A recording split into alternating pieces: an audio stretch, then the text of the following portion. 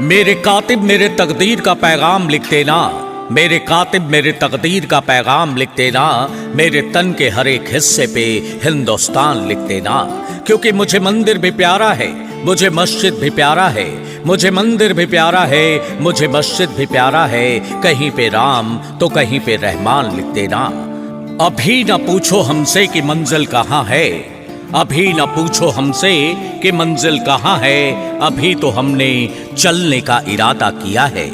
न हारे हैं न हारेंगे कभी, ये किसी और से नहीं खुद से वादा किया है। सबीना खातून जिंदाबाद, जिंदाबाद जिंदाबाद, सबीना खातून जिंदाबाद, जिंदाबाद जिंदाबाद, मोहम्मद महताब आलम जिंदाबाद, जिंदाबाद जिंदाबाद, मोहम्मद महताब आलम जिंदाबाद, जिंदाबाद जिंदाबाद, वैन छाप जिंदाबाद, जिंदाबाद जिंदाबाद, वैन छाप जिंदाबाद। जिंदाबाद जिंदाबाद। जी हाँ भाइयों बहनों, मोहम्मद महताब आलम जी को आप भली भांति जानते हैं, पहचानते हैं। आपके हर दुख सुख में साथ रहने वाले महताब आलम जी आपसे निवेदन कर रहे हैं कि इस बार सबीना खातून जी के चुनाव चिन्ह वैन छाप जो ईवीएम मशीन के क्रम संख्या 13 पर है, इसी में जमकर बटन दबाएं और अपने क्षेत्र से जिला पार्षद चुने। महताब आलम जिंदाबाद, जिंदाबाद सुनाए चाचा चाची मल्ला कहानवा, हाथ जोड़ी वोट मांगे दे द मतदानवा। सुनाए चाचा चाची मल्ला कहानवा, हाथ जोड़ी वोट मांगे दे द मतदानवा। इन्हीं के विजयी बनैहा हो, बनैहा हो। 13 नंबर पे वैन छाप के निशानवा, एकरे पर बटन दबैहा हो। सबीना खातून की सुनिए चाची, जिला पार्षद बनैहा हो। जन जन का कल्याण करेंगी, कभी न ये विश्राम करेंगी। क्योंकि सत्ता नहीं परिवर्तन चाहिए, मुद्दा नहीं विकास चाहिए।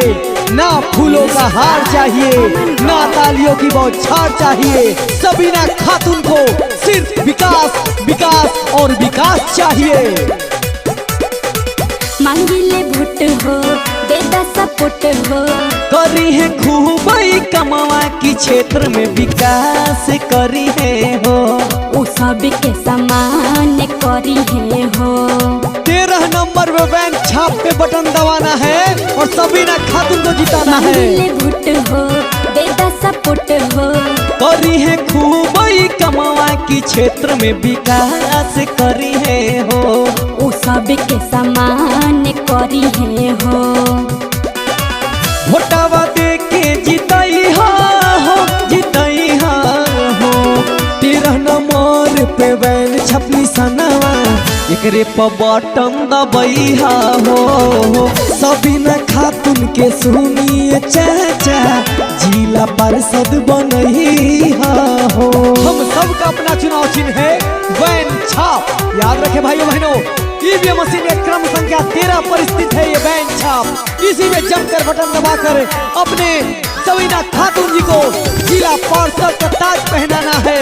याद रखे 13 नंबर पर वैन छाप।